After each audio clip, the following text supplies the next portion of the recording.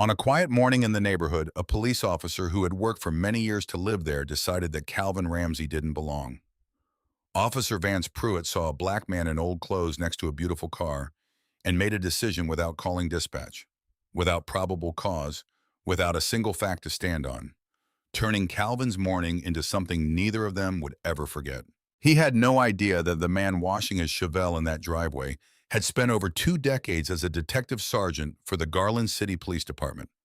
He had no idea that the worn leather wallet in the back pocket of those paint-splattered work pants held a gold shield that was about to end Pruitt's career, his pension, and his freedom. He had no idea that what he was about to do in a quiet cul-de-sac on that morning would dismantle not just himself, but the entire network that had protected him for some time. Stick around because what happened in that driveway is the most expensive mistake a cop in this city has ever made. The morning had arrived the way good mornings are supposed to, quietly without agenda, without the sharp, intrusive bark of an alarm clock or the particular dread that comes from knowing the day belongs to someone else. Cedarwood Heights had settled into its weekend rhythm. Sprinklers ticked across manicured lawns. The smell of someone's bacon drifted from an open kitchen window 2 houses down. A pair of mockingbirds argued in the ancient live oak that split the Wills property from the sidewalk, their bickering carrying that cheerful, indignant quality that made it impossible to take seriously. Somewhere around the bend of the cul-de-sac, a child was attempting to ride a bicycle with training wheels, the aluminum frame scraping the asphalt in unsteady, determined arcs. It was the kind of morning that reminded a man of why he worked as hard as he did. Calvin Ramsey stood in his driveway in a pair of paint-splattered work pants that had survived 3 garage renovation projects, a grass-staining incident involving the back fence, and one particularly ill-advised attempt at refinishing hardwood floors. The pants were beyond saving as anything presentable, which made them perfect for the task at hand. His shirt was a faded Howard University tee, the bison logo cracked and softened by decades of washing until the cotton had achieved that ideal worn-in texture that made expensive new shirts seem like a fraud. His feet were in a pair of old canvas sneakers, the right one bearing a permanent streak of sapphire green paint along the toe from the afternoon when the Chevelle's final color coat had been applied. The Chevelle. Calvin paused, sponge in hand, and just looked at it for a moment, the way a man looks at something he has built from almost nothing.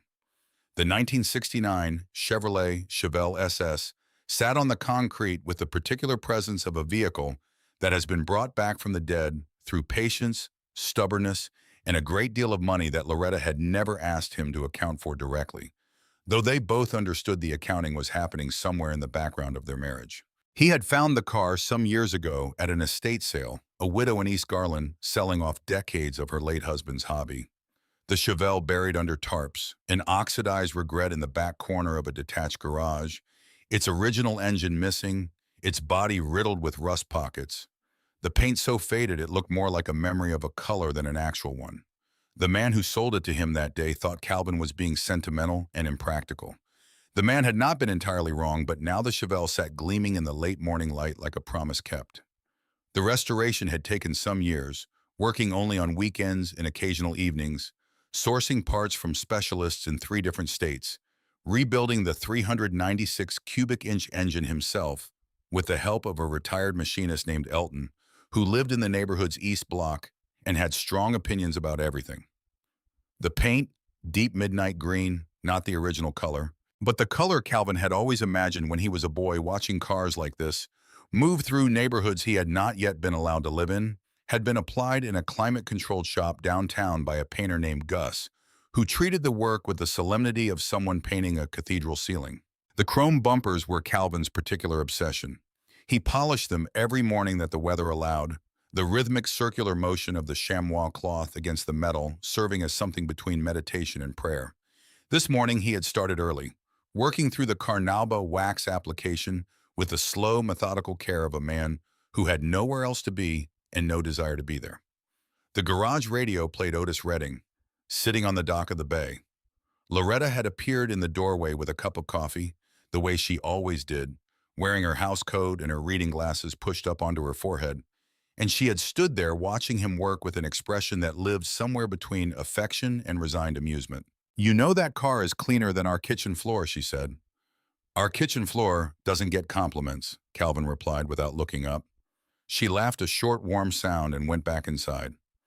Calvin Ramsey was a man who had spent over 2 decades on the Garland City Police Department, decades of homicide scenes and court appearances and budget meetings, and the particular emotional weight that comes from spending your working days inside the worst moments of other people's lives. He had started as a patrol officer, made detective, which his mother had called finally, while his father, who drove a city bus for decades, had simply nodded and said, "Good.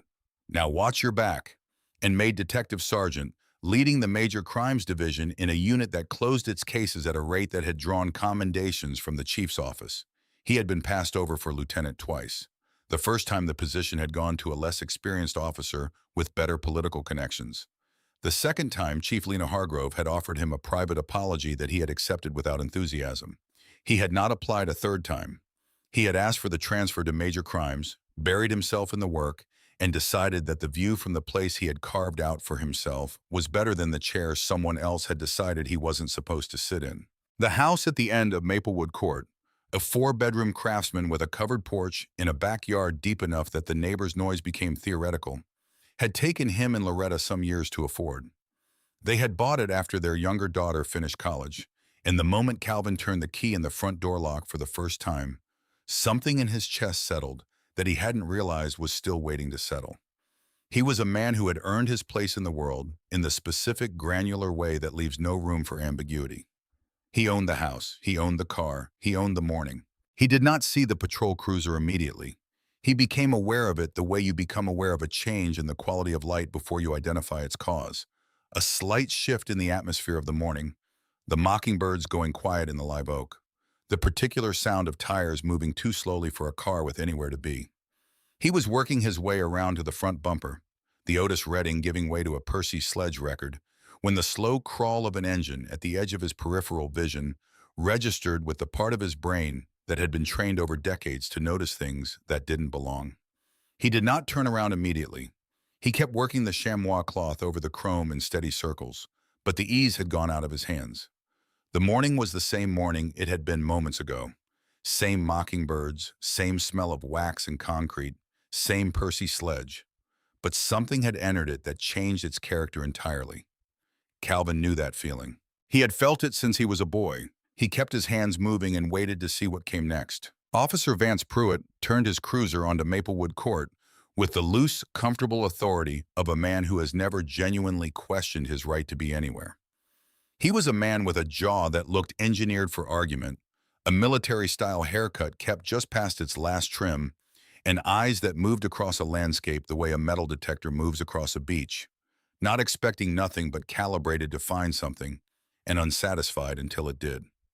He had been on the Garland City Police Department for some years, which was long enough to have formed very settled opinions about how the world worked and who belonged where within it, and not quite long enough to have faced any consequence serious enough to disturb those opinions. He had transferred to the Cedarwood Heights patrol sector some time ago.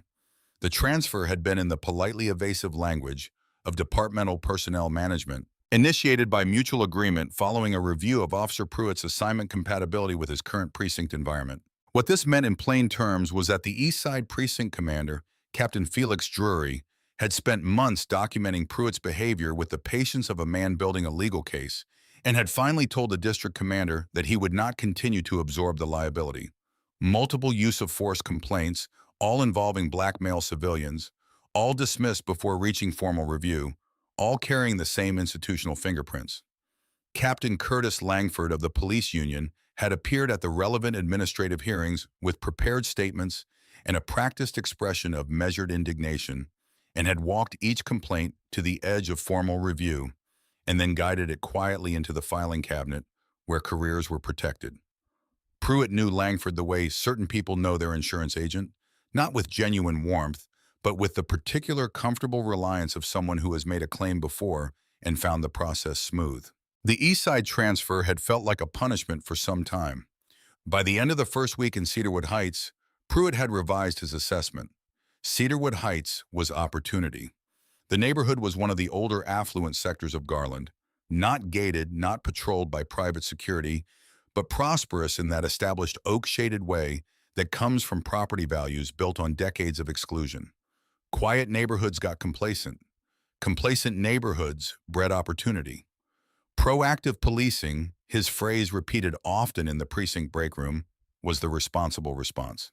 His patrol partner that morning, a young officer named Jamie Briggs, who was still in his first year and still possessed of the rookie's fundamental desire not to make anything worse, had called in sick. Pruitt was running solo. He had not reported this to dispatch before beginning his patrol, which was another one of the small procedural corners he had been cutting since the transfer. Because corners existed to be cut when no one significant was watching. He turned onto Maplewood Court, and his eyes found the driveway at the end of the cul-de-sac, with the efficiency of a man whose biases had been doing his seeing for him for years. He processed the scene in pieces. The neighborhood affluent, quiet, the kind of street where certain people were expected. The car a restored Chevelle SS, midnight green. The kind of vehicle that suggested either old money, professional income, or criminal enterprise, depending on who was standing behind it. The man, black, broad-shouldered in worn work clothes, leaning into the driver's side with a cloth in his hand. The man's clothes did not match the car. In Pruitt's particular calculus, this was the entire case. He did not think, here is a man washing his car. He did not think, here is a homeowner on a morning. The thought that formed instantly, automatically, without any of the deliberate reasoning he would later describe it as, was the thought of a predator identifying something to pursue. He reached for his radio, considered calling the stop into dispatch, and did not. There was a vague quality of satisfaction in the decision, not a small act of operational autonomy that felt like ownership of the moment. He activated his lights without the siren. The silent, aggressive strobing of the emergency bar, painting the oak trees in Calvin's driveway in frantic blue and red, designed to disorient and turn the cruiser into the driveway, blocking the exit. He sat in the car before getting out, watching. The man in the driveway had not turned around, had not flinched, had not made a run for it. He was still working the cloth over the front bumper in steady circles, as though the police lights illuminating his driveway were not his immediate concern. That steadiness annoyed Pruitt in a specific way he couldn't quite name. He got out of the cruiser with the practiced, deliberate weight of a man who has learned that physical presence can carry a message before a word is spoken.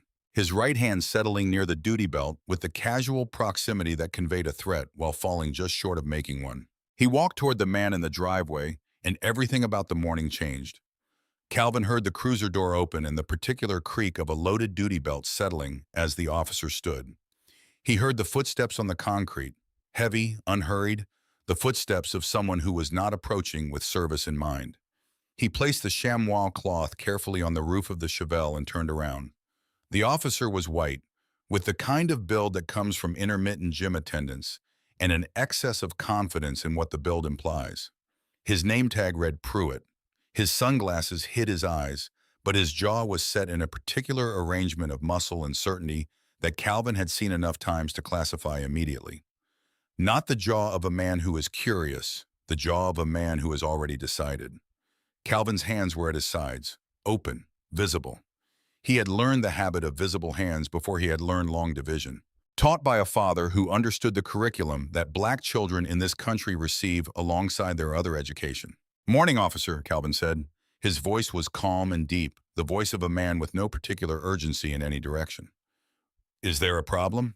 "Step away from the vehicle." Pruitt's voice carried the flatness of a manufactured authority, not naturally commanding, but practiced. He stopped about 8 feet away, feet planted wide, right hand resting near his holster. Calvin took one deliberate step back from the Chevelle, keeping his hands visible at his sides. "I'm away from the car. What can I do for you?" "Whose car is this?" Pruitt moved closer, stopping at roughly 5 feet, crowding the personal space in the way designed to produce a flinch. His eyes moved over the Chevelle, then came back to Calvin's work clothes. "Mine," Calvin said. "And what are you doing with it?" Calvin glanced at the bucket of soapy water sitting beside his left foot, the chamois cloth on the roof, the garden hose coiled on the concrete. He looked back at Pruitt. "I'm washing it. I would think that's fairly obvious." Something shifted behind the sunglasses. "Don't get smart with me. I asked whose car this is. This is a very expensive vehicle for someone dressed like that." The words landed with the casual, almost absent quality of a phrase that has been used enough times that the speaker no longer registers its specific cruelty. Calvin felt the familiar bitter sting, the feeling he had spent decades learning to metabolize quickly. He had been fighting this from inside the department through every available institutional channel and from outside it by being exactly who he was in the places he was supposed to be. He made the decision in that moment with the deliberate clarity he applied to investigative decisions at crime scenes. He would not show his badge. Not yet. He wanted to see what Pruitt was fully and completely without the variable of rank changing the calculation. He wanted to see how a man like this treated a man he believed to be without protection, without recourse, without the institutional weight of a gold shield to throw on the scale. He was in some part of his mind that had never entirely stopped being a detective gathering evidence. "It's my car," Calvin said quietly. "This is my driveway. My name is on the registration in the glove box and on the deed to this house." "Your house?" Pruitt repeated in a tone that made the two words a question dressed as a statement. He looked up the manicured street with the expression of a man who has caught something in a lie. "We get a lot of break-in reports in this area. High-value vehicles getting scoped out. I'm going to need to see some identification." "Am I suspected of a crime, Calvin asked. His tone had shifted slightly, not hostile, but carrying a new precision, the interrogative edge of a trained investigator. "I'm investigating a suspicious person." "Washing a car in your own driveway is not suspicious," Calvin replied. "It is when you won't cooperate." Pruitt took another step forward. "Give me your ID or we are going to have a very different kind of conversation."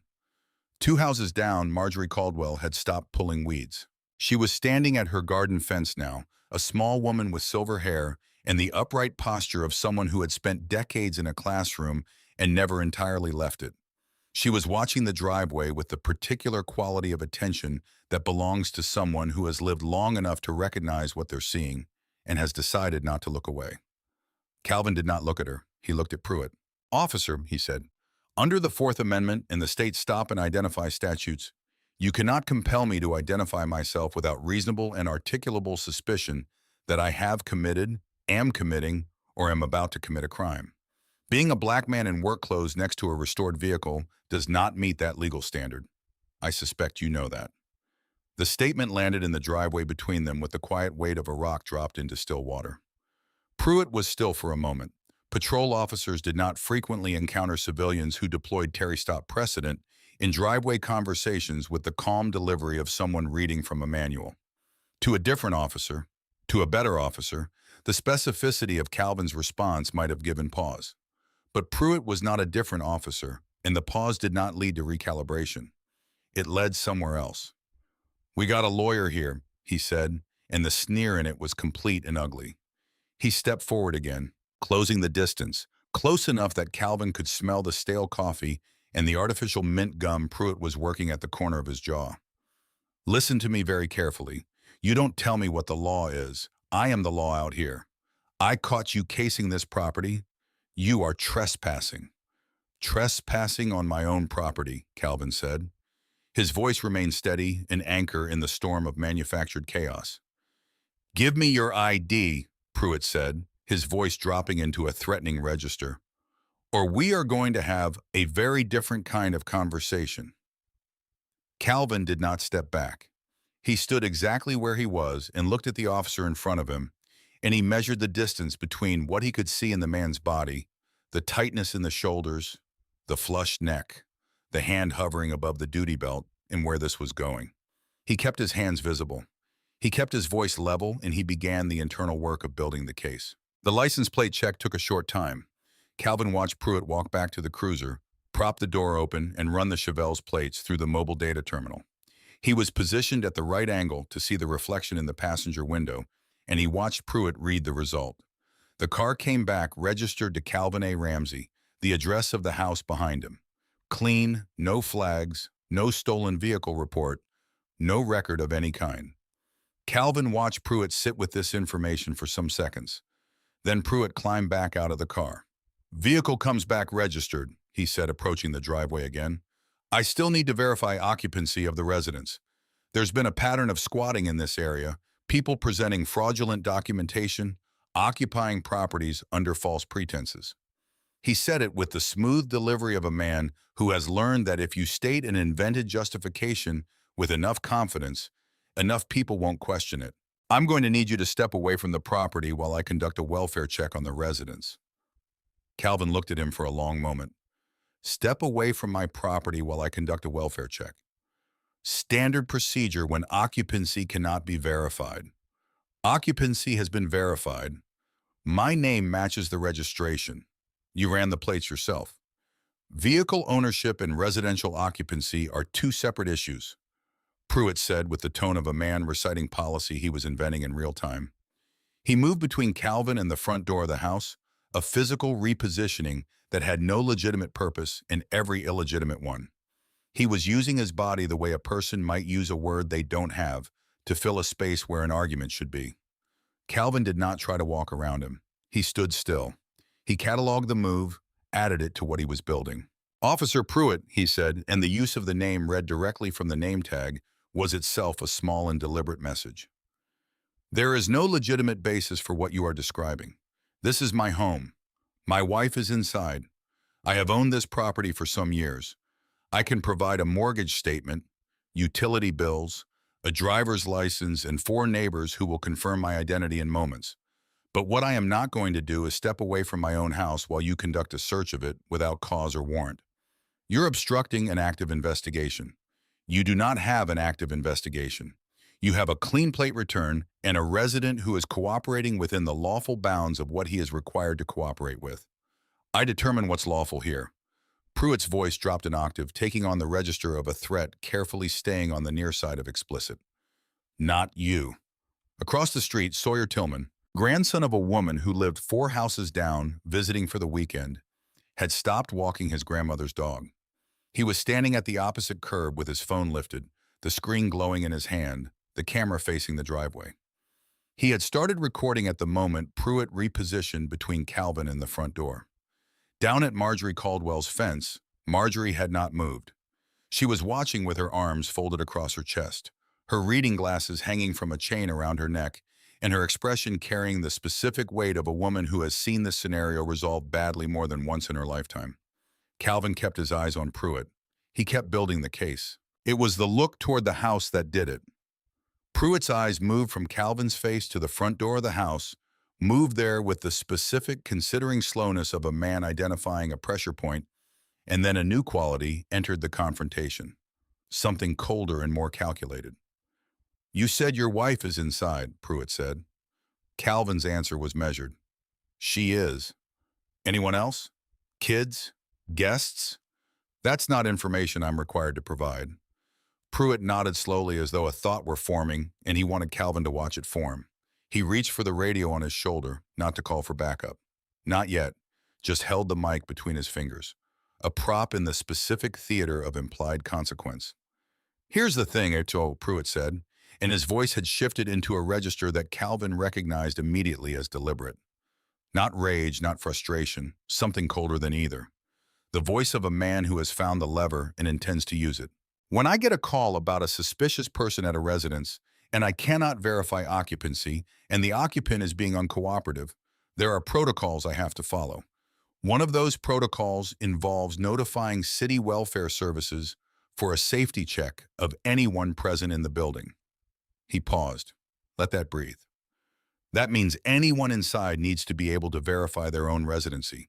If they can't, if the documentation doesn't check out, there can be an emergency removal pending investigation. He shrugged a slow and obscene gesture of unconcern. It's a process. He said the last word with the particular unconcerned casualness of a man who knows the process will not be applied to him. Messy process, takes time, stressful for everybody involved. The morning stopped, not figuratively. Calvin felt the time do something that it only does in moments of genuine extremity, a thickening of the air, a slowing of the world's movement, the specific sensation of a threat arriving with enough weight to alter gravity.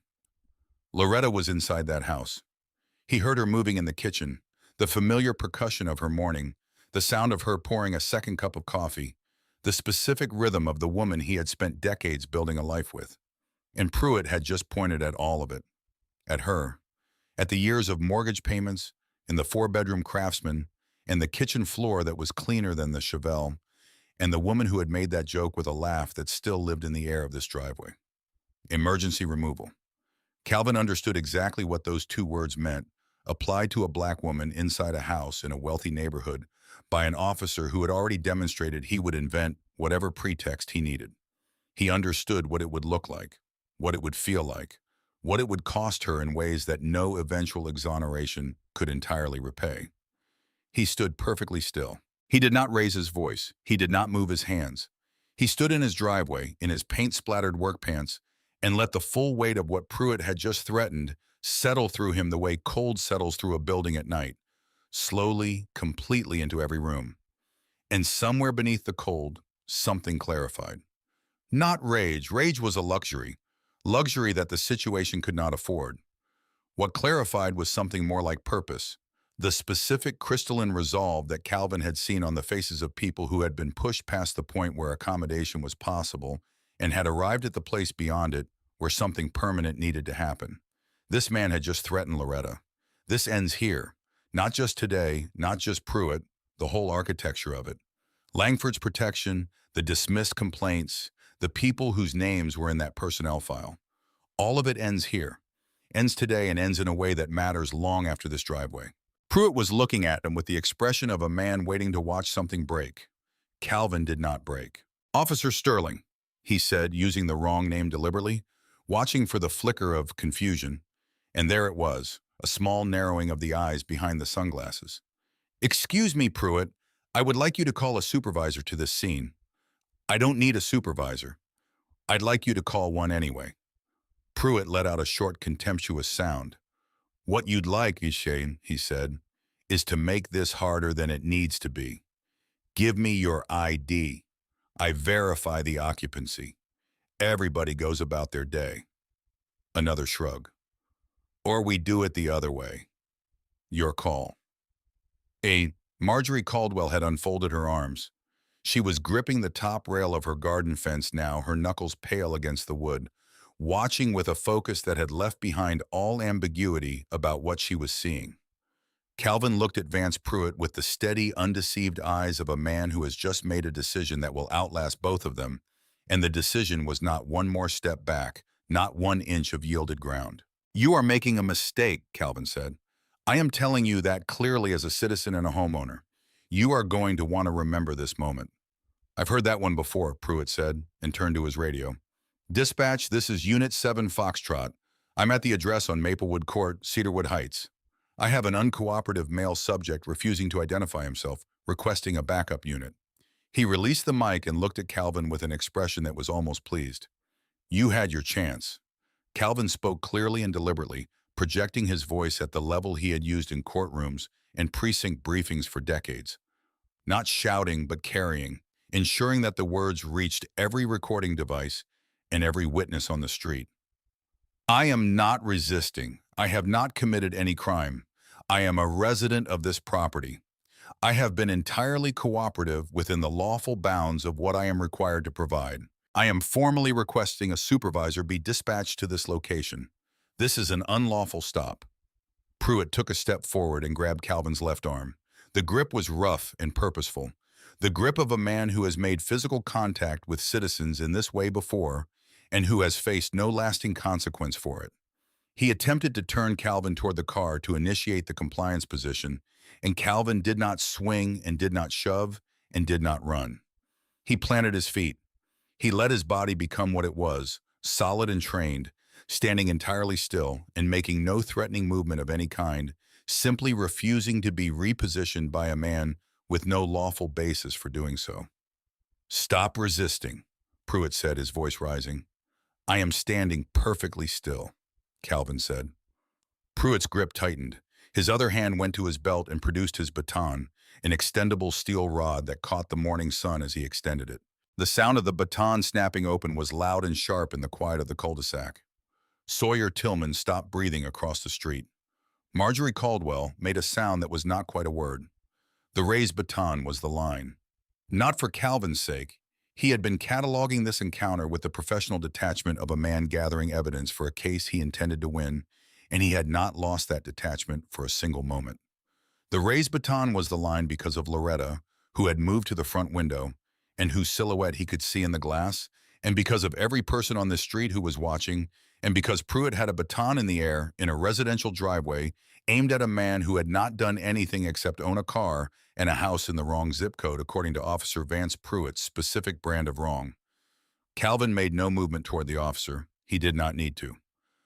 "Put the baton down, Officer Pruitt," Calvin said, and the quality of his voice had changed. Not louder, not harsher, but carrying a weight it had not carried before, the weight of rank, of years, of an authority that does not require volume or a raised weapon to assert itself. A command voice. The voice that had ordered surveillance operations and directed homicide scenes and delivered difficult news to victims' families across decades. "Lower it, now!" Pruitt hesitated. The hesitation lasted some seconds, and it was in the long accounting of the morning everything. The hesitation cracked something open in the driveway. Pruitt heard something in Calvin's voice that his body understood, before his mind did a register of authority that was not performed, not manufactured, not the voice of a civilian asserting his rights, but the voice of someone who had given commands in situations where the stakes of being ignored were significantly higher than this one. His hand tightened on the baton but didn't drop it, and his feet shifted that small, involuntary backward step the body makes when it begins to reassess a threat calculation it thought it had right. "You don't give orders here," Pruitt said, but it came out smaller than he intended. "Lower the baton," Calvin said again, "and then you are going to stand still. You are going to watch what I do next, and you are going to look at what I produce. That is all I am asking you to do. Keep your hands visible. I am reaching into my back pocket," Calvin said. His voice was absolutely steady. His hands moved with the deliberate choreography of a man who has performed this action in situations where a mistake in pace or angle could end badly, who has communicated not a threat to armed and frightened people through the precise language of slow and visible movement. "You are going to watch me do this." Pruitt's hand was shaking slightly. The morning had not gone how it was supposed to go, and somewhere below his manufactured certainty, a current of genuine unease had started running, though he couldn't yet name what he was uneasy about. The man in front of him had not behaved like any civilian Pruitt had ever encountered. He had not flinched, not raised his voice, not run, not begged, not produced the vocabulary of a man who was afraid. He had used legal terminology with casual precision. He had given commands in a voice that seemed to expect obedience. He had been through the entire encounter in some fundamental and unshakable way, entirely in control of himself. Pruitt's uncertainty was not wisdom. It was a predator's instinct registering that something about the prey wasn't right. Calvin's right hand moved to his back pocket, visible the entire way, and produced a worn leather badge wallet. The leather soft and dark with use, the edges rounded by years of pocket and hand. He held it in front of him at chest height. He did not open it immediately. He held it for some seconds, long enough for Pruitt to look at it, to register what it was, before he could see what was inside it, to experience the specific pause of a man standing at a door he hadn't expected to find. Then Calvin's wrist turned and the wallet opened. The morning sun was at the precise angle that made the gold unavoidable. It caught the shield directly, not glinting off it the way cheap metal glints, but absorbing the light and giving it back with a deep, rich, unhurried intensity of something substantial. Something earned over a very long time and at a very specific cost. The heavy engraved Detective Sergeant's shield of the Garland City Police Department, Major Crimes Division, not a patrolman's silver disc. Something older and denser and entirely different in the way that it was different. Beside it in the identification window, the department issued photo ID Calvin, Detective Sergeant Major Crimes Division, star number. The photograph showed a man in full dress blues, a collar full of commendation citations, looking out at the camera and at anyone examining this credential with the composed authority of someone who has been in rooms far more serious than a driveway. It was the same face standing in front of Pruitt right now in paint-splattered work pants in a faded Howard University shirt. Pruitt's brain performed the specific agonizing work of receiving information that contradicts a foundational assumption. He looked at the gold shield. He looked at the ID photograph. He looked at the work pants. He looked back at the badge. His mouth opened. No sound came. The color moved out of his face from the temples downward, a tide going out fast and total, leaving something gray and slack in its place. The specific pallor that arrives when the blood finds other priorities. His jaw continued moving, opening and closing with the automatic disconnected quality of a machine that hasn't received the signal to stop. His eyes moved from the badge to the work pants and back to the badge and back to the face, performing the loop over and over as though a sufficient number of repetitions might produce a different result. Then his hand dropped from the baton, not a controlled movement, not a decision. The arm simply fell the way a load falls when you stop holding it up, the muscles going slack because whatever signal had been keeping them taut had just been interrupted at the source. The baton swung limply against his leg, and then he released it entirely, and the steel rod hit the concrete of Calvin's driveway with a sound that seemed to echo for longer than physics should have allowed. A sound that rang through the cul-de-sac and reached Marjorie Caldwell at her fence and Sawyer Tillman across the street and settled into the quiet morning air like the final word in a very long argument. Pruitt stared at the badge. He stared at it the way a man stares at something that has just restructured the architecture of the next years of his life. "Sergeant," he finally said. The word came out fractured, carrying the sound of something irreversible, the sound of a door closing behind you and understanding, for the first time, that there is no handle on the inside. I didn't." "You didn't what?" Calvin said. His voice had returned to the calm level register of a man who has arrived somewhere he intended to arrive, not with triumph, but with the absolute quiet weight of authority applied to a situation it had been waiting patiently to correct. "You didn't realize black men own homes in Cedarwood Heights. You didn't realize we restore classic cars, work on them ourselves, spend a morning doing something ordinary in the house we earned." He let each question stand for a moment before the next. "Or did you simply not care because you believed you could walk into a man's driveway and bully him for what you decided he was when you looked at him?" Pruitt's mouth moved again. Nothing. Two police cruisers rounded the bend of Maplewood Court simultaneously, their engines preceded by a brief burst of siren killed as they turned onto the residential street. Doors swinging open, boot heels on asphalt. Sergeant Vivian Cole emerged from the first cruiser, a veteran with close-cropped silver hair and the kind of face that had seen enough mornings to know immediately what kind this was.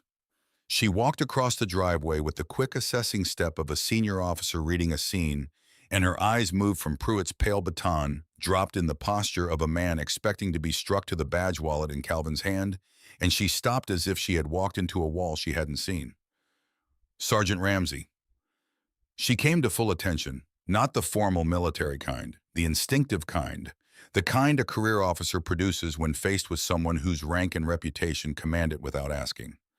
"Sir," from the second cruiser, Officer Harlan Webb, who had sat in more of Calvin's briefings than he could count, climbed out, took in the scene in a single sweep, and stood at attention beside his vehicle without being told to. Two officers, both standing at attention, for the man in the work pants. Pruitt looked at Cole. He looked at Webb. He looked at Calvin. He looked at the department ID photograph one more time, and in the specific quality of his silence. In that moment, the silence of a man watching every exit close simultaneously, the entire time of what he had been and what he had done and what he had believed he could continue to do, collapsed into the space of a single irreversible second. Then on Pruitt's own radio, the radio through which he had called for backup moments ago, the dispatcher's voice crackled out across the driveway. "Unit 7 Foxtrot copy. Also, Sergeant Ramsey, are you on scene at Maplewood Court? The department's own system." Addressing Calvin by rank over Pruitt's radio, in Pruitt's driveway, in front of the backup Pruitt had called for himself. Marjorie Caldwell, at her fence, slowly unclenched her hands from the rail. Across the street, Sawyer Tillman lowered his phone.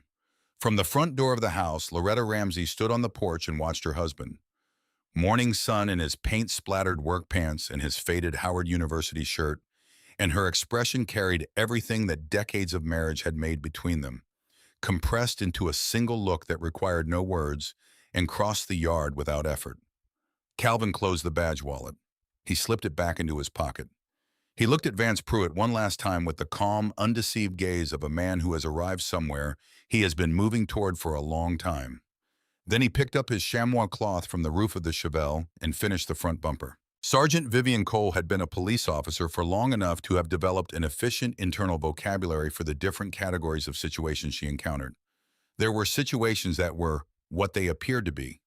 There were situations that were worse than they appeared to be. And there were situations that, when you arrived at them, had already resolved themselves in a way that left you with a very specific and uncomfortable administrative function. This was the third kind. She approached Pruitt with the professional briskness of a woman who had no interest in extending this scene any longer than necessary. "Officer Pruitt, your weapon, your badge, and your radio, please." She produced an evidence bag from her belt, holding it open with the quiet procedural neutrality of a person who has been in enough of these moments to know that commentary is not useful. Pruitt looked at the bag. He looked at Calvin. He looked at Cole. He appeared for a moment to be calculating something, the angles of it, the possible exits, the likelihood that there was still a version of this morning that ended differently. Whatever calculation he ran, it returned nothing useful. He unclipped his radio, first setting it into the bag with stiffness in his fingers that was either cold or something else. His badge came next, the Silver Shield Standard Patrol issue standard in every way that Calvin's was not. He placed it in the bag without ceremony. Then the duty weapon, which Cole accepted through secondary protocol, noting the make and serial number on a small card. "Suspension is effective immediately," Calvin said. He stood at the side of his driveway with the chamois cloth in one hand and the authority of his rank in the other, and both were equally present. "You are not to contact fellow officers about the events of this morning. You are not to access departmental systems, files, or communications. If union representation contacts you, you are free to speak with them. If anyone else from the department contacts you, refer them to internal affairs." He paused, giving Pruitt the specific amount of time it takes for instructions to move from the ears to the place in the brain where they register as real. "Do you understand?" "Yes," Pruitt said. The word was barely audible. Calvin turned and looked at his house. Loretta had come out to the porch barefoot on the painted boards, her housecoat wrapped around her. She was holding her coffee cup in both hands and looking at him from across the yard with an expression that asked a specific question without words. And Calvin met it with the specific answer that requires no words either. A slow nod, a slight downward tilt of the chin. He watched her shoulders drop, and he understood exactly what that meant, and it meant everything. Marjorie Caldwell spoke from her fence with the clear, caring voice of a woman who taught for decades and never once had to raise it to be heard. "We all saw it, Calvin. Every last bit of it. The whole street." She wasn't offering testimony, not yet. She was offering something deeper and more immediate. Witness. The specific declaration a community makes when it refuses to pretend it didn't see what it saw. "Thank you, huh?" Calvin said. She nodded. Pruitt was escorted to Cole's cruiser. He walked with the stiff, disconnected gait of someone whose body is performing a movement his mind is not directing. He did not look back at the Chevelle. He looked at the street in front of his feet with the focused, tunneling attention of a man trying very hard to hold himself inside the present moment and not let himself understand what all of it means.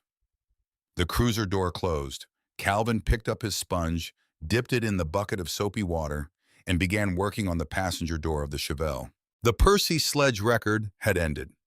From inside the garage, something new was playing. Sam Cooke, "A Change Is Gonna Come," which struck Calvin in the quiet that followed the cruiser's departure as so precisely appropriate to the moment that he almost smiled. He worked the sponge over the door in slow, even circles. The morning settled back into itself. The mockingbirds in Marjorie's oak tree resumed their argument. From somewhere around the bend of the cul-de-sac, the training wheel bicycle was attempting the slope again. Pruitt's apartment was on the west side of Garland that had been constructed with the ambition of budget efficiency and the result of a building that carried its own atmosphere of institutional resignation. Hallways that smelled of carpet cleaner and cooking oil, a parking lot perpetually one space short. He sat on his couch the next morning with his phone in his hand and ran the same calculation he had been running since the previous afternoon in the progressively shifting light of a man who needs a different answer than the one the math keeps producing. He called Curtis Langford. Langford picked up on the second ring with the voice of a man who had already heard. "I know him," Langford said before Pruitt could identify himself. "I got a call from Vivian Cole." Pruitt told him everything. He had rehearsed it overnight, and it came out with the smoothness of a narrative that has been revised several times. He had received an informal community concern flagged to his sector. He had been conducting a welfare check when the occupant became uncooperative and refused lawful requests. The subject had physically resisted when Pruitt attempted a standard compliance maneuver. Pruitt had deployed his baton in the interest of officer safety. The subject had then produced a police credential. He said this last part with the particular neutrality of a man trying to present it as an incidental detail rather than the load-bearing element of the entire story. Silence on the other end. "Kyle," Langford said, "did you call the stop into dispatch before you activated your lights?" A pause. "I was going to call it in after I made contact." Another silence, longer. "Did you turn on your body camera before you got out of the cruiser?" It was already on from the prior patrol. "Right." Langford exhaled the exhale of a man doing mental accounting in real time. "Here's the situation as I currently understand it. You stopped a detective sergeant from major crimes on his day off on his own property without dispatch notification, without documented probable cause, attempted to detain him, deployed your baton, and did not identify his credential when it was produced. He didn't present the credential until after I know when he presented it. That's not the part I'm concerned about." Langford paused. "Kyle, the body camera was on the whole time." The statement sat between them with the weight of a very large and very immovable object. "I know," Pruitt said, "and the body camera caught everything, I know, including you putting your hand on your holster before he moved." A longer pause. Outside Pruitt's apartment window, a car alarm went off in the parking lot and then stopped. The next morning continued its indifferent progress. "The union files standard grievance procedures in the event of termination," Langford said. "I can do that. I've done it before. But Kyle, I need you to understand something. The prior complaints, I was able to manage those because the documentation was incomplete and the situations were ambiguous. This is not ambiguous. This has a body camera, and based on what Cole is telling me, it may also have civilian footage from a neighbor's security camera." He paused again. "A detective sergeant from major crimes, Kyle. Do you understand what that means for how this gets handled? I didn't know who he was." "I understand that." Another exhale. "Get some rest. Don't talk to anyone from the department until I can assess what we're working with. I'll be in touch." The call ended. Pruitt set the phone on the couch cushion and looked at the television. A football pregame show was running men in suits discussing something with great enthusiasm. He watched it without processing any of it. He told himself with the specific self-deception of a man who needs to sleep that tomorrow would find an angle. Tomorrow always found an angle. The union had resources. The department had procedures. There was always a version of events that could be managed into something survivable. He went to bed almost comfortable with the belief that he would be fine. He did not know that later that night, while he was asleep, Harlan Pitts, a retired contractor who lived directly across the cul-de-sac from the address, had spent the evening reviewing the previous day's footage from the security system installed around his property following a package theft. The camera mounted above his front porch had as a function of its wide-angle lens and his property's elevation a clear and unobstructed view of the entire Maplewood Court cul-de-sac, including the Ramsey driveway. The footage showed in high-definition resolution, with a timestamp overlay, a Garland City Police Department patrol cruiser turning onto Maplewood Court and coming to a slow stop. The officer inside did not exit the vehicle. The footage showed him sitting in the cruiser stationary for some time, watching Calvin Ramsey wash his car. It showed the officer making no radio transmission during that period. It showed the emergency lights activating. It showed the officer exiting the vehicle and walking toward the driveway with his right hand already near his duty belt. Harlan Pitts copied the relevant segment to a flash drive and emailed it to the Garland City Police Department's Civilian Oversight Board with a subject line that read, "Re-incident at Maplewood Court. Complete prior police footage you may need." He CC'd the Internal Affairs Division. Meanwhile, at the same hour in his home office, Calvin Ramsey was at his desk with Pruitt's personnel file on the screen, forwarded by Cole with a quiet note that said, Only thought you'd want to see the full picture.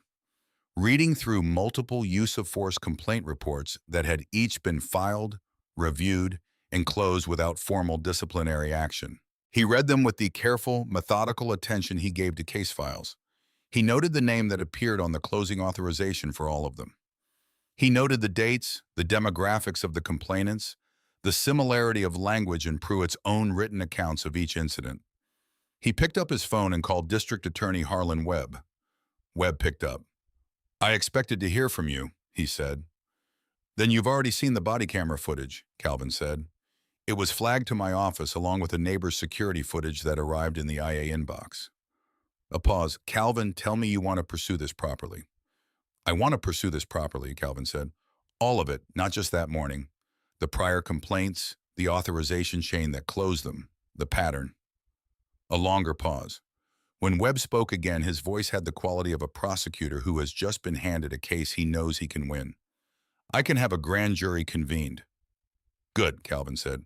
He closed the personnel file, turned off the desk lamp, and sat in the dark of his office for a few minutes, listening to the house settle around him.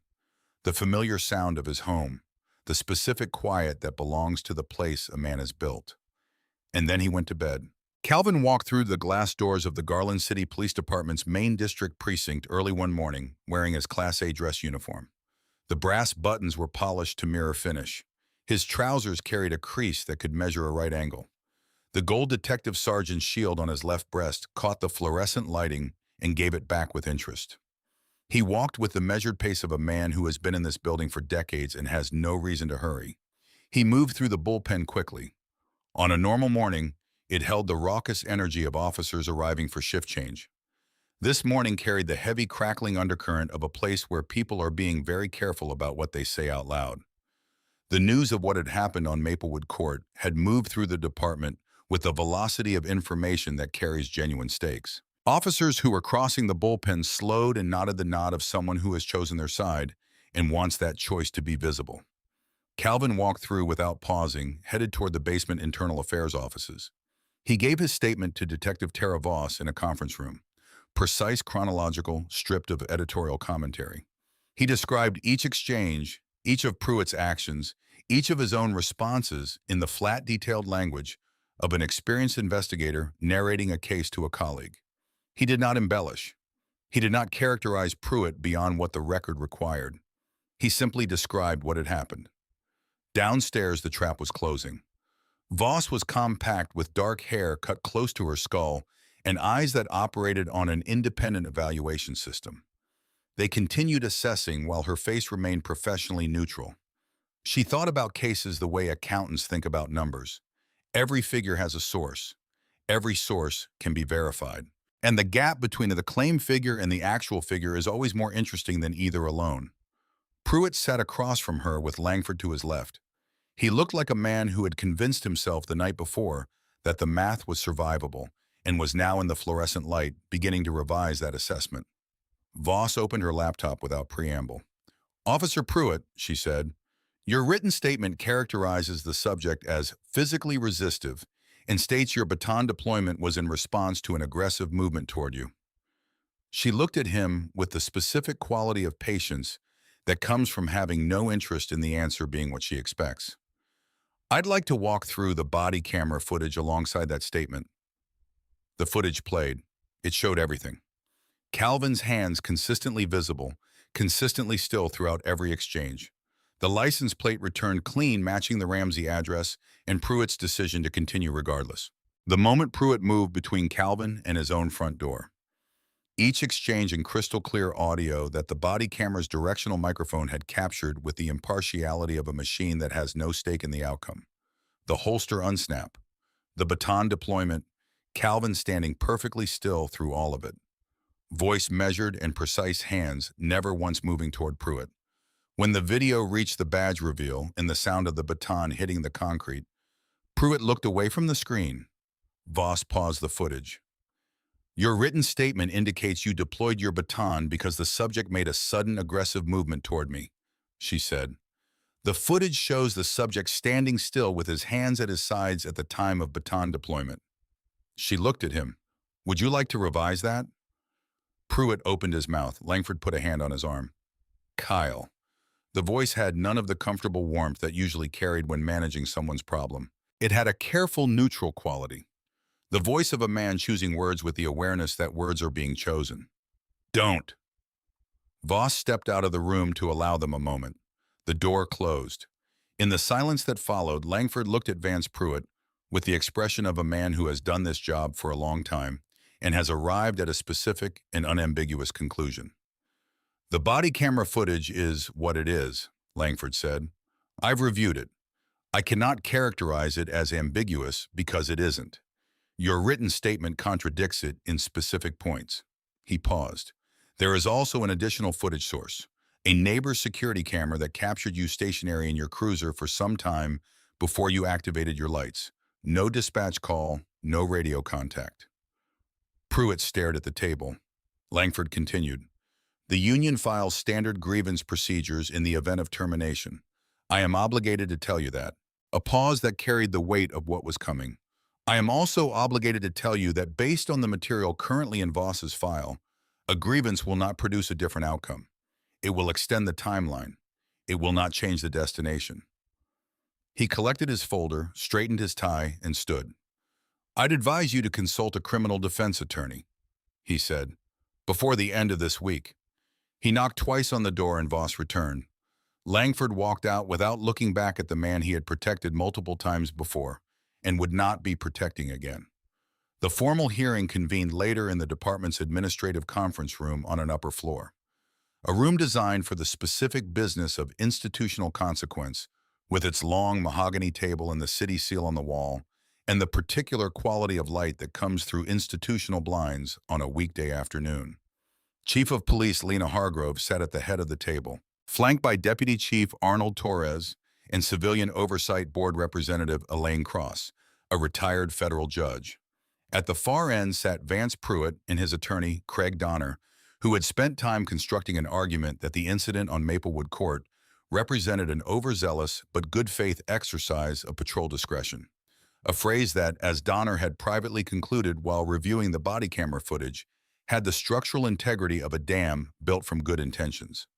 District Attorney Harlan Webb sat along the sidewall as an observer. His presence communicated everything it was intended to communicate. Calvin sat on the right side of the table in dress uniform, no papers in front of him, no notes. He had been sitting at tables like this for decades and had long since stopped needing to perform the quality of his attention. Donner presented his argument, smooth delivery, professional framing. At no point during those minutes did Chief Hargrove turn to look at him. She was reading the body camera transcript with the steady attention of someone who has formed a view and is looking for anything that would revise it. She found nothing that revised it. Sergeant Ramsey, she said, the board recognizes you. Calvin stood. I've written statements before, he said. I've written them about things I've investigated. I've never written one about something that happened to me. So I'm going to do something different this morning. He looked around the table at Hargrove, at Torres, at Cross, and then at Pruitt directly. I'm going to tell you what the morning felt like, he told them. The Chevelle, the morning earned by decades of work, the reflex, that feeling that every black man of his generation in this country learns before long division, when the patrol cruiser slowed at the entrance to his cul-de-sac. He described each exchange with Pruitt with the precision of a trained investigator and the authority of a man speaking about what was done to his own body in front of his own home. And then he came to the part that mattered most. When he looked toward my house, Calvin said, and his voice carried something heavier in it than it had been carrying, and told me that anyone inside could be subject to emergency removal. I want to be honest about what I felt. I felt what every man feels when a threat is made against the people he is responsible for. I felt the specific fear that has nothing to do with yourself and everything to do with what you have built and who you have built it with. He paused. He looked at Pruitt. And then I felt something else. I felt the weight of prior complaints that were filed and dismissed. I felt the weight of the people who filed them and were told by one mechanism or another that the system would not listen. This is not a one-morning problem. This is years of the same behavior protected by the same structural accommodations, finally expressing itself in a location where the accommodation had run out. He looked at Hargrove directly. I am not asking for Officer Pruitt's termination because he insulted me, Calvin said, his voice dropping to the register of an instrument that does not need amplification to be heard. I am demanding it because he is a danger to the citizens of this city, and I am asking that the full authorization chain for those prior dismissed complaints be examined, not just the branch, the root. He sat down. The silence that followed lasted some seconds, which is a very long time in a room full of people with things they could say. Chief Hargrove did not deliberate. Officer Vance Pruitt, she said, effective immediately, your employment with the Garland City Police Department is terminated for cause. I am simultaneously forwarding a formal request to the State Peace Officer Standards and Training Commission for permanent decertification. You will never wear a badge in this state. She looked at him without particular emotion. The grounds are documented racial profiling, unlawful detention, falsification of incident report details, and conduct unbecoming. D.A. Webb leaned forward from his chair along the wall. Mr. Pruitt, the District Attorney's Office has completed its preliminary criminal review. A grand jury convenes soon. I would encourage you to spend the next days in close consultation with your attorney. Donner put a hand on Pruitt's arm. Professional management, not comfort. As Pruitt was escorted from the building, he walked down the corridor with the gait of a man whose body is performing a movement his mind is not directing.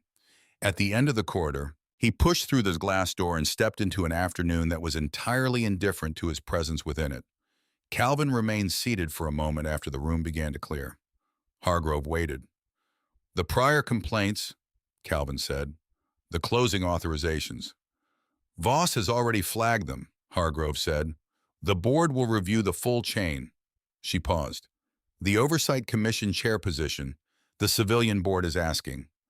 Calvin considered this. He thought about the people whose complaints had been dismissed, whose names he had read, who had attempted to use the available mechanism for addressing what had happened to them, and had been told by the structure that Langford administered that their experience was insufficient for action. Tell the board yes, he said. The Garland County Courthouse, by the morning that State versus Pruitt was scheduled to begin jury selection, had acquired the particular atmosphere of a civic event that has outgrown its original dimensions. Satellite trucks occupied most of the plaza. Camera positions from national news organizations flanked the wide limestone steps. A documentary crew that had been following the case had established a position near the main entrance that the courthouse's security staff had negotiated down to a single stationary camera, an arrangement that satisfied no one and served everyone adequately. Inside courtroom, Vance Pruitt sat at the defense table and looked nothing like the man who had patrolled Maplewood Court. He had lost weight since the driveway. His face had a drawn quality. The suit Craig Donner had advised him to purchase for the trial, charcoal conservative communicating something other than what his patrol uniform had communicated, did its technical job. What it could not do was restore the posture. The posture was simply gone. The jaw that had looked engineered for argument now sat loose on his face with the particular slack quality of a feature that has lost its primary function. His eyes, which in his patrol days had moved through environments with the scanning confidence of a man convinced of his welcome, now tracked the courtroom with the careful reactive movement of someone assessing risk rather than asserting authority. Beside him, Craig Donner had his trial materials organized in his standard color-coded system. He had studied the available footage more than enough times. He had concluded with the professional self-assessment of a defense attorney who has learned to be honest with himself in private, if nowhere else, that the argument was solid enough to produce at minimum a hung jury on the felony assault charge. The key variable was Calvin Ramsey. Donner's strategy rested entirely on reframing, not what had happened. The footage was the footage, but what it meant. An off-duty officer, plainclothes declining to identify himself, physically resisting when a patrol officer attempted a compliance maneuver, a superior officer setting up a junior one, deliberately concealing his rank to produce a disciplinary outcome. A man trying to do a job in circumstances that were not what they appeared. District Attorney Harlan Webb opened for the state with the brisk, factual confidence of a man who does not feel the need to make a case seem more than it is because it is already everything.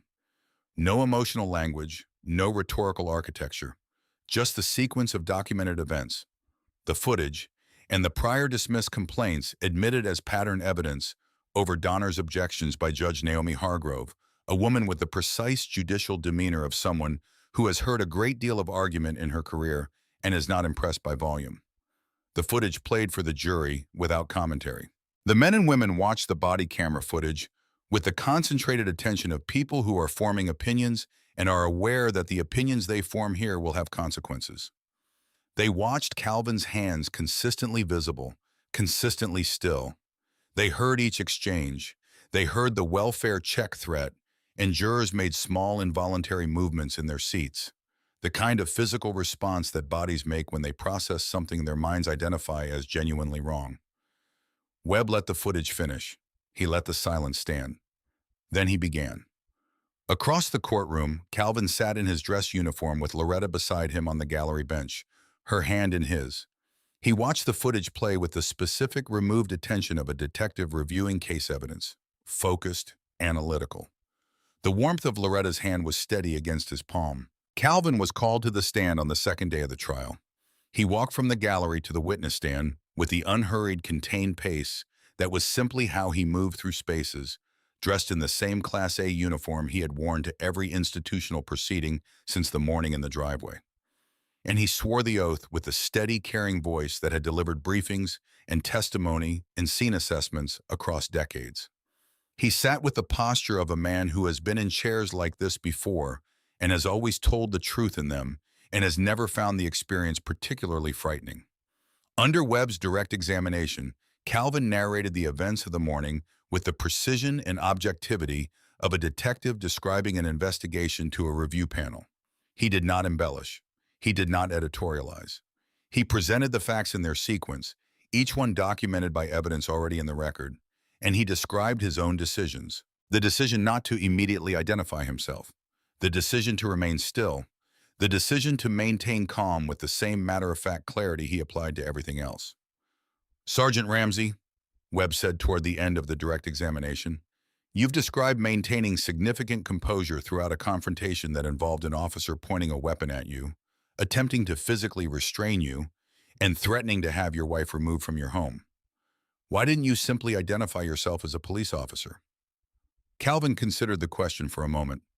"Because I am a citizen first," he said. "I have been a citizen of this city my entire life. I was a citizen before I was a police officer, and I will be one long after. A citizen should not need a badge in their back pocket to be treated with basic dignity on their own property on a morning." He paused. "And I chose to wait because I wanted to understand what I was dealing with. I know the difference between an officer who makes an error and an officer who operates with the sustained conviction that certain people do not require the protections that other people receive automatically." Officer Pruitt was not confused. He was not uncertain. He made a series of deliberate choices from the moment he turned onto my street without calling dispatch to the moment he raised his baton, and every one of those choices was made with the confidence of a man who had made them before without consequence. The courtroom was very quiet. Webb nodded and sat down. Craig Donner approached the podium for cross-examination with the particular energy of a man who has spent time preparing for this specific moment. His strategy not to destroy Calvin's credibility, that was not achievable, but to introduce the possibility that the situation was more complicated than the state was representing. That Calvin's deliberate concealment of his identity had created conditions that produced the outcome. "Sergeant Ramsey," Donner began, "you are a decorated officer, extensive training in defensive tactics, de-escalation, suspect compliance, correct?" "That's correct." "You are in fact a certified defensive tactics instructor for the entire district." "I am." "So when a patrol officer approaches a large, physically imposing man who is declining to provide identification and refusing compliance directives, isn't it reasonable that the officer might feel genuine apprehension, might feel his safety was at risk?" Calvin looked at Donner with the expression of a man who can see exactly where the trail is going and is not going to pretend he can't. "I was declining to provide identification. I was not legally required to provide," Calvin said. "Lawful compliance directives must be lawful. Directives based on manufactured probable cause are not. The training you're describing would clarify that distinction for any officer with adequate preparation." Donner adjusted his approach. "Sergeant, You intentionally concealed your police identity during the entire confrontation. You made a decision to withhold it, which had the effect of prolonging the encounter and escalating the risk to both parties. Officer Pruitt created every escalation, Calvin said. My decisions were responses to his. I escalated nothing. I threatened no one. I touched no one. My decision to wait was the same decision that anyone who does not have a badge to produce makes in every one of these encounters. They wait and they hope, and they try to survive the interaction without being harmed. Donner tried several more angles. He attempted to frame Calvin's physical presence as inherently intimidating. He suggested that Calvin's legal knowledge was a form of deliberate provocation. He attempted to paint the situation as one that Calvin, with his training and rank, could have diffused at any moment and chose not to for personal reasons. Calvin answered each question with the same measured factual clarity. He did not get angry. He did not get flustered. He did not retreat behind official language when plain language served better. He sat in the witness chair and told the truth in the specific, precise way of a man who has told the truth in difficult circumstances many times before and has found that the truth delivered with sufficient clarity and patience tends to stand up. By the time Donner sat down, he looked like a man who had been climbing a hill and had arrived at the top to find there was another hill. Calvin looked like a man who could have continued. He stepped down from the stand, walked back through the well of the court, and took his seat beside Loretta. She leaned very slightly against his shoulder for a fraction of a second that no one else in the courtroom would have noticed. He noticed. Donner made his desperation visible. The evidence was not going well. The body camera footage had been played. The pit's doorbell footage had been authenticated and admitted, and the jury had watched in high resolution. A Garland City police officer sit in his cruiser for some time, observing a man wash a car before activating his emergency lights without radio contact. The prior dismissed complaints had come in as pattern evidence through the testimony of each complainant, men from different parts of the city describing encounters with Pruitt over some years that bore the structural fingerprint of the encounter on Maplewood Court. Each of them had filed complaints. Each had been dismissed. Each now sat in the gallery and watched the proceedings with the particular attention of people for whom this trial was about something larger than the formal charges. Donner had one card left. He called Vance Pruitt to the stand. Pruitt took the oath with a trembling hand. He sat in the witness chair with the posture of a man carrying something very heavy. Under Donner's direct examination, he wept. He described the morning as a patrol officer trying to do his job in an unfamiliar district. He described his fear. Genuine, he said, his voice breaking, when a large man refused his commands. He described the Baton deployment as an act not of aggression, but of desperation. He was quiet for a moment. He looked at the jury, and then he said something that hadn't been in any prior statement. Right before the camera picked up the audio clearly, Pruitt said, his voice dropping to almost a whisper, "He leaned toward me and he told me. He said he was going to take my gun." The statement landed in the courtroom the way unexpected things land in enclosed spaces, a pulse of changed air, a collective micro-movement, a shifting of weight in chairs. Donner held the moment with the careful neutrality of a man watching the element he needed begin to work. Jurors were frowning, not with rejection, with consideration. The specific frown of people genuinely uncertain about something they thought they were certain about. On the gallery bench, Calvin watched Pruitt make the claim with the quiet, still attention of a man watching a trap close around someone who built it themselves. Harlan Webb stood for cross-examination with the serene composure of a man who has been waiting for exactly this. "Mr. Pruitt," he said, walking slowly toward the center of the floor, "you claim you were frightened. You claim you were just a patrol officer in an unfamiliar area doing his job, overwhelmed by a situation that got away from him." He paused. "The state calls a rebuttal witness." He turned toward the back of the courtroom. "Your Honor, the state calls Officer Kendra Cole." Vance Pruitt's face drained of whatever little color it had retained. He gripped the armrest of the witness chair. His knuckles went white. Kendra Cole was a patrol officer and walked down the aisle of the courtroom with the particular careful composure of someone who has been rehearsing steadiness and intends to maintain it. She took the oath. She sat down. She looked at a point slightly above and between both tables, which was where she would continue looking. Webb approached calmly. Officer Cole, you and the defendant served together at the East Side Precinct before his transfer to the Cedarwood Heights sector, correct? Yes, sir. Could you describe for the jury a specific conversation you had with Officer Pruitt sometime before the incident on Maplewood Court? Cole took a breath. She had asked herself in the time since the incident many times whether she should have recorded the conversation, whether doing so without consent was an invasion, whether the content justified the method. She had arrived through that process at a clear answer. The content justified it entirely, and if anything, she had waited too long to act on what the recording contained. I was in the precinct locker room, she said. Officer Pruitt was talking about his transfer. He said the Cedarwood Heights sector was too quiet. He said he was bored. He said he was going to make a name for himself so he could get into a specialized unit. He said rich neighborhoods get complacent. That was the word he used, and that he was going to start, and I'm quoting him here, shaking the trees over there to see what fell out. A murmur moved through the gallery. Judge Hargrove's gavel made a single quiet tap. Did he say anything else, Fuse? Webb asked. Cole paused. Not hesitation, the pause of a person who is about to say something specific and wants to say it exactly right. He said he knew exactly what kind of people to look for, she said. He used a racial slur. He said those people didn't belong in houses like that, and that all he needed was one excuse, to his exact words, to hook one up and make a headline for himself. The murmur in the gallery became something larger. Judge Hargrove's gavel came down with authority, and the room returned to an effortful silence. Craig Donner was on his feet. Objection, Your Honor. This is inadmissible hearsay. There is no corroboration for this testimony. No documentation. Your Honor, Webb said, reaching into the file folder on his table without any particular hurry, producing a small silver personal audio recorder in a sealed evidence bag. The statement is not hearsay. Because Officer Cole, disturbed by what she heard, had the presence of mind to press record on her personal device when Officer Pruitt began speaking.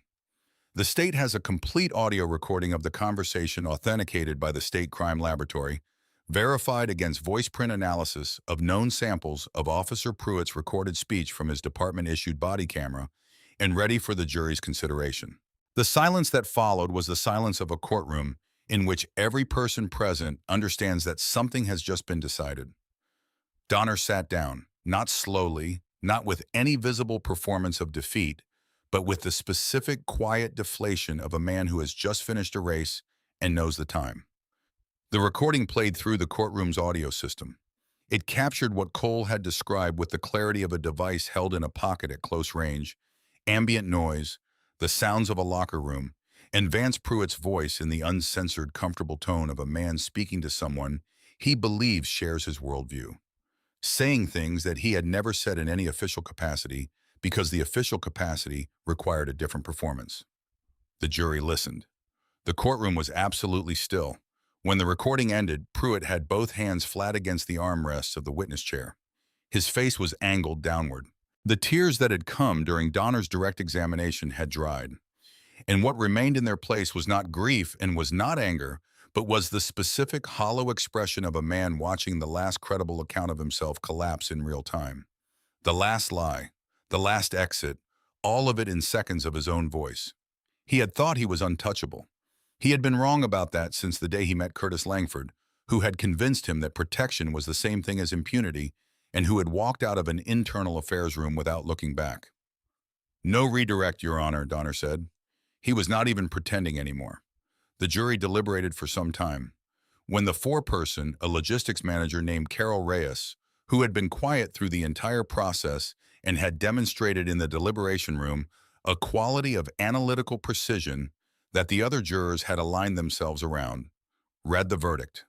Her voice was clear and carried no particular emotion, which is the way verdict readings are supposed to go and frequently don't.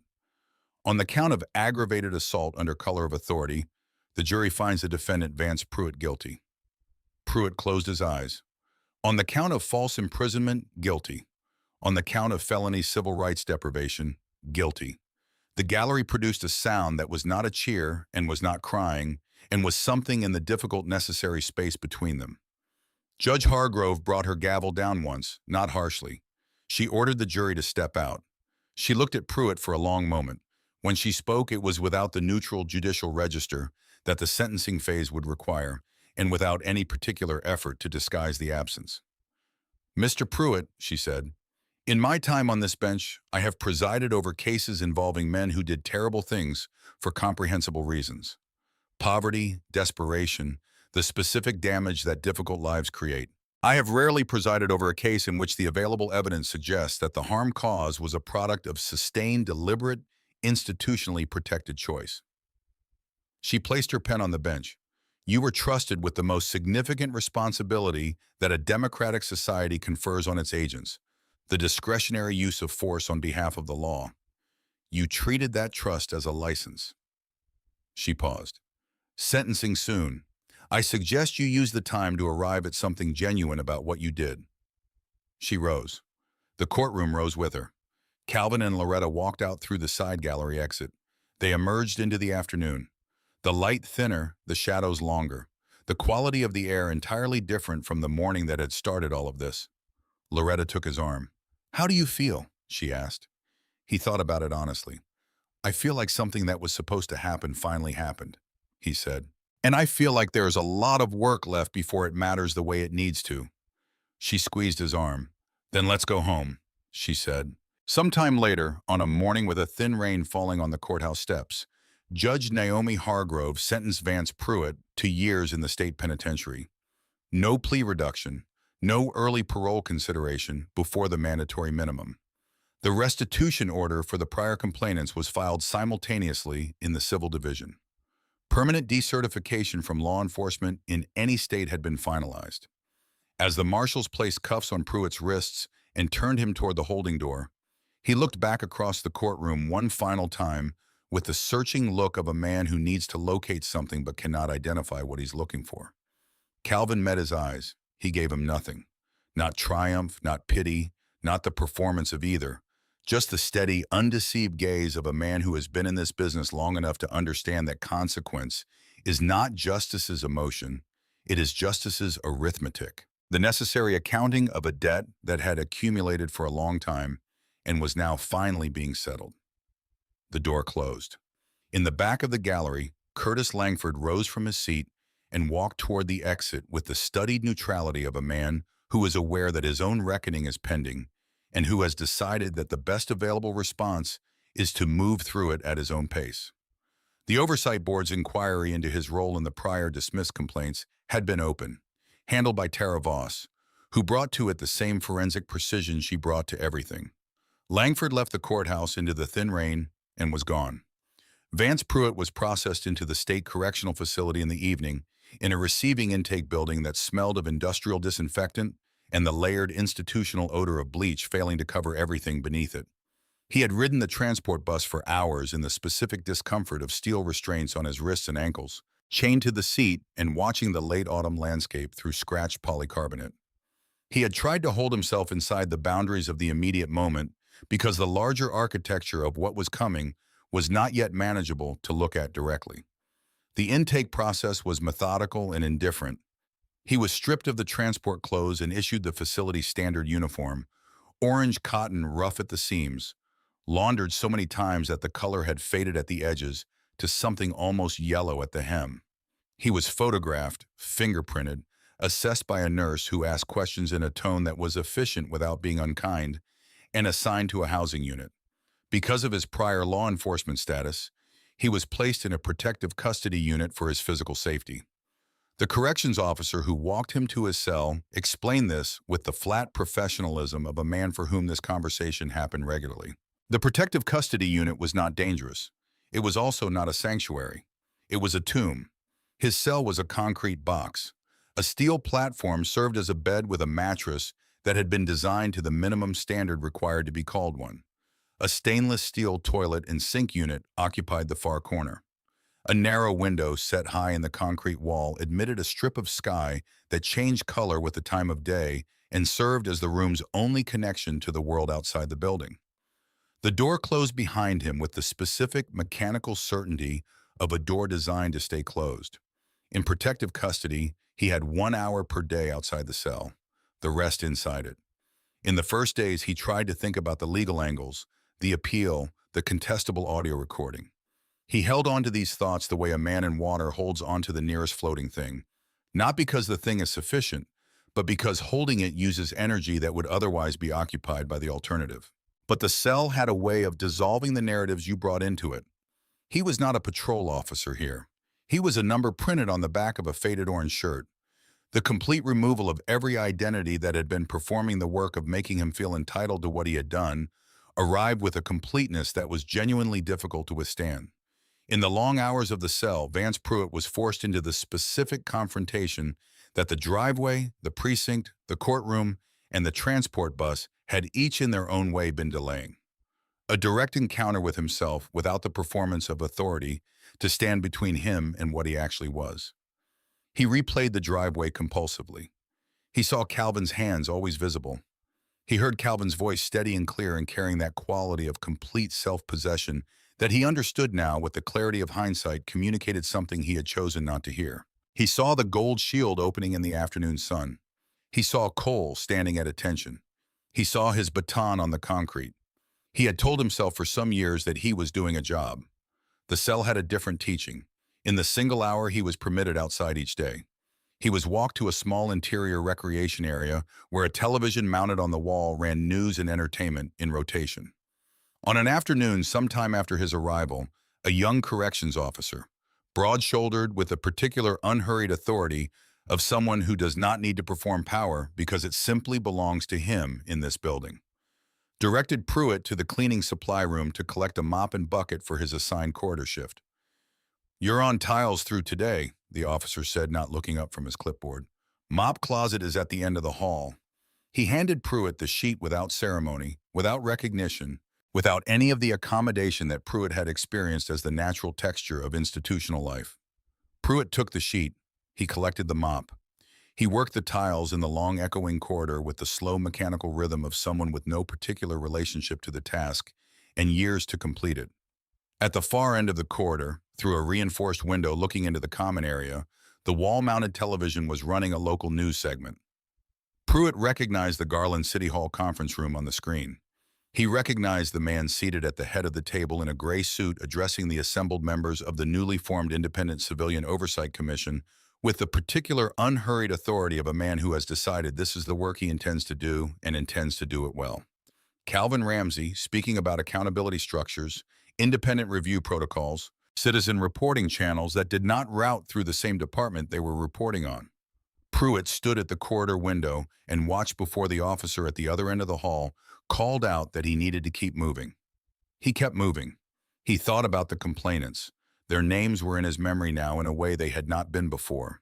Not as cases he had managed, not as files that had been reviewed and closed, but as specific people who had encountered him in the way you encounter something that damages you, who had attempted to use the available mechanism for addressing that damage, and who had been told that their experience was insufficient for action. He thought about them in his cell at night, and the thinking had a quality he didn't have precise vocabulary for. Not guilt exactly, not remorse in the way the word is usually deployed, but a recognition that was colder and more permanent than either. The recognition of what he had actually done and what it had actually cost the people he had done it to. Years is a very long time. He had a great deal of it still to go. The first Saturday morning in late spring arrived with a quality of light that is not quite the same as the light of any other season, cleaner and more direct, carrying the particular promise of warmth without yet delivering the weight of summer heat. Calvin was in his driveway early. He wore the same paint-splattered work pants that had survived garage renovation projects and a grass-staining incident and one ill-fated attempt at hardwood floor refinishing, and which having now also survived a confrontation with a police officer, a termination hearing, a felony trial, and the months that followed, all of them had achieved a kind of threadbare mythology. His Howard University shirt was on its last structural year. The fabric so soft and thin at the shoulders, it was more memory of a shirt than actual textile. His canvas sneakers were the same pair, the right toe still carrying the sapphire green paint stripe. The Chevelle sat on the concrete in the morning light. He had filled the bucket with hot soapy water and soaked the wash mitt and worked the hood first, starting at the center and moving outward in the methodical spiraling pattern that ensured even coverage, the same pattern he had been using for some years. The radio in the open garage was playing Marvin Gaye, "What's Going On?" which had come on mid-album and which Calvin had not chosen specifically, but which, when it registered in his peripheral consciousness as he worked, seemed to be there on the particular terms of things that arrive at the right moment. The neighborhood around him was performing the specific domestic theater of a spring morning. A father 2 houses down was attempting to edge his lawn with the studied concentration of a man who has learned that focus on the immediate task is the best available response to a hedge trimmer. A pair of teenagers on bicycles moved through the cul-de-sac with the unhurried ease of people with nowhere particular to be, and a pleasant morning in which to not be there. From the direction of the Caldwell property, the Mockingbirds were conducting their ongoing argument in the live oak with the cheerful combativeness that Calvin had come to think of as part of the sound of home. He heard footsteps on the sidewalk, the particular rhythm of someone walking with purpose but not urgency, and he registered them without turning because the footsteps were familiar. Marjorie Caldwell moved the way she had always moved, with the upright, grounded pace of a woman whose center of gravity had been settled in the same place for years and was not planning to shift. She appeared at the edge of the driveway holding 2 cups of coffee. No tray, no ceremony, just 2 mugs, one in each hand, brought the way a neighbor brings coffee to a neighbor on a morning. "Morning, Calvin," she said. "Morning, Marjorie." He set the wash mitt on the hood, wiped his hands on his pants, and took the cup she offered. Strong the way she always made it. They stood together at the edge of the driveway in the comfortable, unhurried silence of people who have said a great deal to each other over the years and understand that the present moment does not require filling. After a while, Marjorie said, "I submitted the written statement to the commission about the other stops. The times on this street over the past years before yours. Different officers, different pretexts, same basic situation." She paused. "I should have done it sooner. Each time I thought about it, and I told myself it wasn't going to go anywhere, and I put it off." Calvin looked into his coffee cup. "It's not a small thing," he said, "to put your name on something and send it into a system that hasn't always made people feel heard when they did that." "No," Marjorie said, "but I did it." "Yes, you did, Mao," he said, "and the commission is going to use it. Voss's unit is building the full picture, all the stops in this area. Over the past years, the dispatch records, the complaint histories, what you provided closes a gap in the pattern." Marjorie nodded. She drank her coffee. "Your car looks good," she said. "Thank you, Bim," Calvin said. "Took some work to get back to this." It was true in more ways than the literal one, and they both understood that, and neither of them said so directly because it was the kind of understanding that benefits from being left in the air. The front door opened and Loretta came out onto the porch carrying a plate of cornbread, warm from the smell of it, the particular warm cornmeal smell that had been moving through the open window, and that Calvin had been aware of the way you are aware of things that belong to the texture of your life. She was barefoot on the porch boards in her morning clothes, reading glasses pushed up onto her forehead where they always lived on weekends. She came down the porch steps and across the yard and handed the plate to Marjorie first, and Marjorie received it with the expression of a woman who has been brought cornbread by Loretta Ramsey before and knows exactly what that means. The three of them stood together in the spring morning in the driveway of the house at the end of Maplewood Court. The sun was fully up now, the light clear and direct falling on the midnight green of the Chevelle with an intensity that made the paint look like something you could reach into. The chrome bumpers reflected the three of them in their curved, distorted way, small rounded versions of Calvin and Loretta and Marjorie compressed into the convex surface of the metal, standing together in a driveway on a morning that belonged to them. Calvin looked at this car, and then at the street, and then at the neighborhood around him. In its spring presentation, the lawns coming back to green, the oak trees leafed out, the particular quality of a morning that belonged to the people in it. He had declined the lieutenant promotion. He had accepted the Oversight Commission chairmanship and had been at it for some months. He had already identified points in the complaint review process where cases like Pruitt's could have been caught earlier and had submitted formal recommendations that the board was currently reviewing. It was not glamorous work. It produced the slow grinding satisfaction of someone who is making something better by increments, who knows the increments are real even when they are not visible, who has decided that this particular work is worth doing because the alternative is to leave the structure as it was and the structure, as it was, had produced Vance Pruitt. Zeke asked about the commission, and Loretta said, "He wants to come to the next public meeting. Tell him to come." Calvin said, "We need people there." Marjorie finished her cornbread and handed the plate back to Loretta with a thank you that was simple and genuine. She looked at Calvin.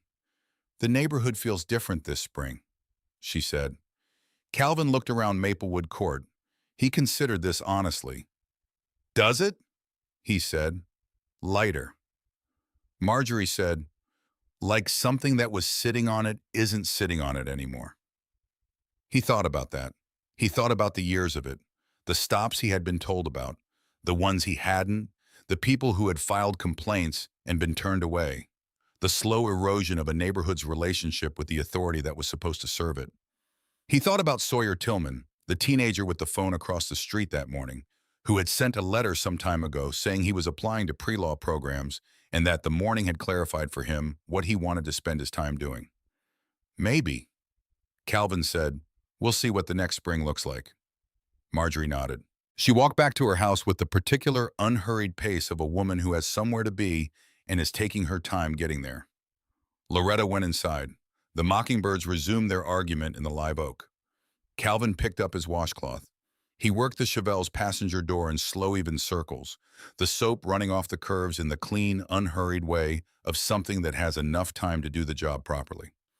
The radio in the garage had moved on to something else, Aretha Franklin, "Respect," which hit the spring morning with the specific, irreducible joy of a song that has never once suggested it might run out of reasons to be felt. The badge was in its velvet-lined box on the mantel in the front room. He had not surrendered it with his retirement paperwork. Retired officers kept their shields as a matter of departmental tradition, and Calvin had folded it into the box and placed it on the mantel. Not as a trophy and not as a monument, but in the way you keep something that represents the best of what you tried to be in a long stretch of complicated years. It was there on the mantel alongside a photograph from his youngest daughter's wedding and a ceramic pitcher that Loretta's mother had given them, and a small framed card that his elder daughter had made him when she was young that said in unsteady crayon letters, "My dad is the best policeman," which he had kept for years, not because it was literally true, but because it was the truest thing he knew how to aspire to. He worked the mitt over the chrome of the rear bumper, the circles slow and steady, the soap lifting the remnants of winter from the metal. The spring morning continued its quiet, generous progress around him. The child somewhere around the bend of the cul-de-sac was attempting the slope again with the training wheel bicycle, the aluminum frame scraping the asphalt in unsteady, determined arcs.